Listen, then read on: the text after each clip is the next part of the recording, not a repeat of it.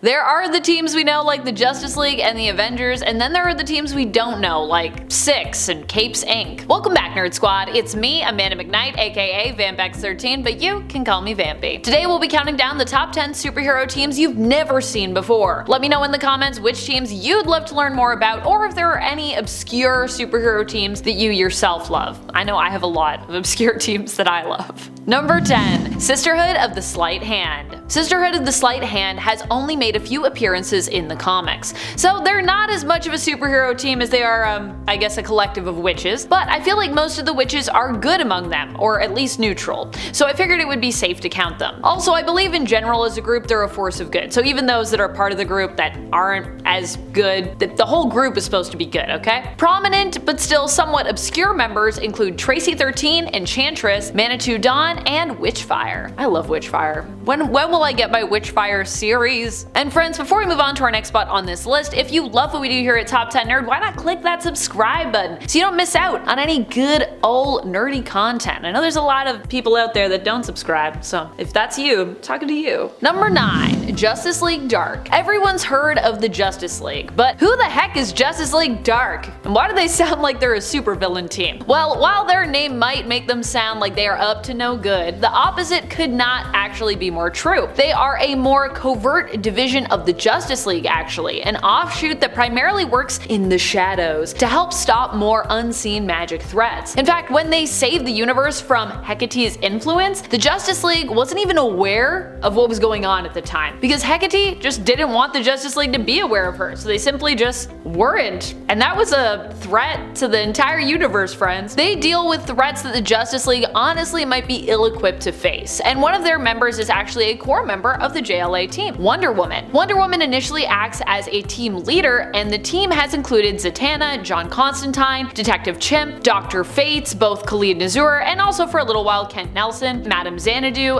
Animal Man, Dead Man, Ragman, all the men, really, Etrigan and Jason Blood, and a slew of others who are more magically inclined. It's a big list, but that's some of them.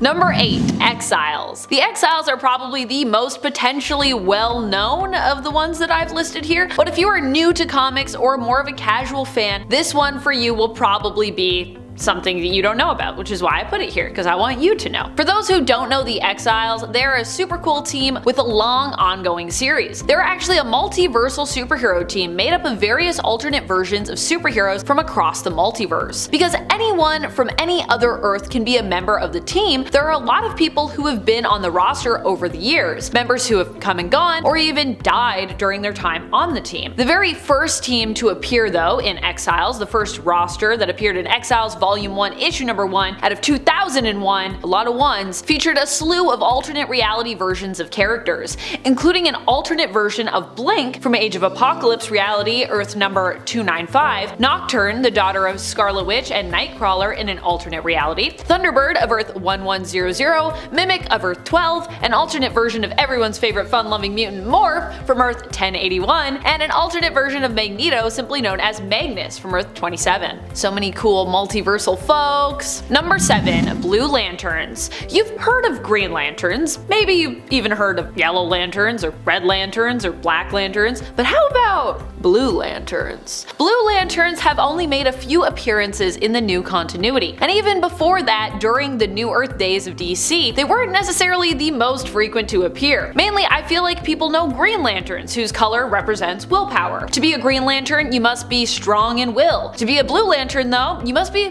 full of hope, strong in hope. If Green Lanterns are like the intergalactic police, Blue Lanterns are kind of like, I guess, the therapists or the peacekeepers, or maybe the priests. That's accurate based on their naming. They have long been allies to the Green Lanterns, and their powers actually provide a boost to fellow Green Lanterns when they are nearby. This is because their whole focus is on belief and hope, having faith in those around them. As such, many of their names start with titles like Saint, Sister, or Brother. Number 6. Hellions. While they were recent, the fact remains that the Hellions were a pretty short-lived team. Now, if you're new to the channel, first of all, hello, welcome in, happy to have you. As I said, click the subscribe. And also, you probably probably aren't familiar with the Hellions. Those who have been here for a while, regardless of whether they read the book or not, will know the team I'm talking about though, because I do like to talk about them. Sure, there might be many out there who know of Emma Frost's Hellions team in their striking pink suits, but how many know about Nathaniel Essex, aka Mr. Sinister's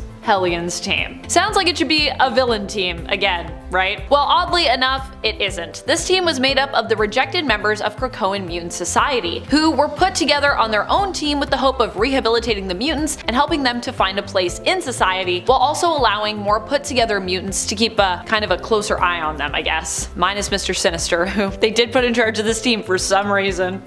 Goodness. This was also at a time where pretty much all mutants were kind of considered to be like good. However, I still feel like letting Sinister run this team was a huge oversight. That is part of the reason that I wanted to read the series though, and I was honestly not disappointed with this series. The team includes Quanon as Psylocke, Havoc, Wildchild, Nanny, Orphan Maker, John Greatcrow, and former Hellion Empath. The team only lasted as long as their series, and afterward they disbanded, and it was really sad. Number 5. Capes Inc. Capes Inc. is another superhero team from the same world as Invincible. In fact, as early on as issue number 8 of the Invincible series, you can see some of their members featured in the background. Not only that, but they also ended up getting their own spin-off comic as well, although I believe it only lasted like a few issues, 3 I think to be exact. The series centered initially around Bolt, who welcomes a new recruit to the team as his partner. The team is more like a business and kind of seems to operate like a superpowered police station or office. It's like Bolt has this partner and they drive around and like fight crime. People even get paid and everything. Kid Thor is the new kid in town who ends up joining with Bolt. Bolt, we learned, originally actually wanted to be known as Black Samson, but obviously that name was already taken by the Guardians of the Globe hero. Oh man, there's just so many little bits in this that are pretty hilarious. Number 4. A-Force. A-Force is a team that I love, but not one that many people talk about, I find. I feel like a lot of people forget that this happened. It's probably because, you know, we haven't seen A-Force in some time, but when they were around, they were pretty great, but also quite short-lived. Even more so than the Hellions. A-Force at least appeared in a few other comics other than their own series, but they had a considerably shorter run for their own series, despite their team honestly being really stacked and it sounding like, I don't know, just sounded like a really great team. I'm surprised it didn't go longer. Members included She-Hulk, who led the team, Captain Marvel, Dazzler, an alternate reality version of Dazzler who is Thor, Nico Minoru, Singularity, and Queen Medusa. Number 3. God Squad. God Squad was one that I was hoping to see a nod to in Thor Love and Thunder. I was hoping that when we went to Olympus, we might get a peek at some version of this team. Maybe not one for one, but it could have been cool to see the team acknowledged with maybe even a different take on it. I just really love the name, God Squad. This was a group of heroes and gods who were assembled to fight against the Skrull Pantheon, brought together by Athena. The team included Hercules as leader, Circe and Ajax of the Eternals, Thor, Silver Surfer, Galactus, Venus, Amadeus Cho, Snowbird,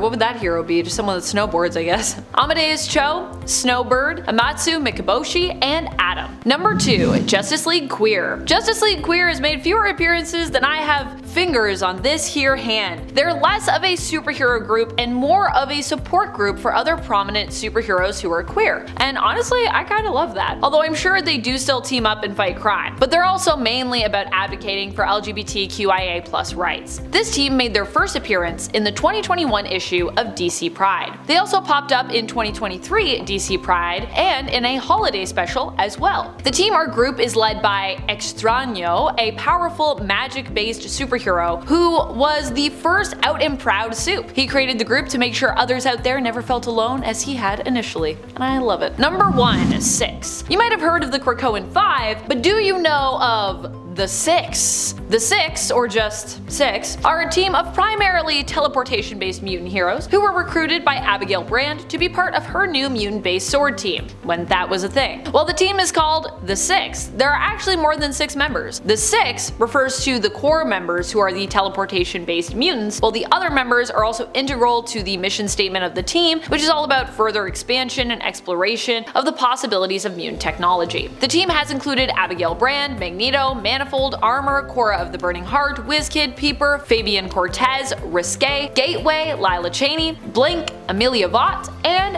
Vanisher. The team also has backup members on call in case they need to swap folks out as well, especially for teleporters. Which, to be fair, there are a lot of mutant teleporters, so that makes sense. That's about it. Until next time, you stay nerdy, YouTube.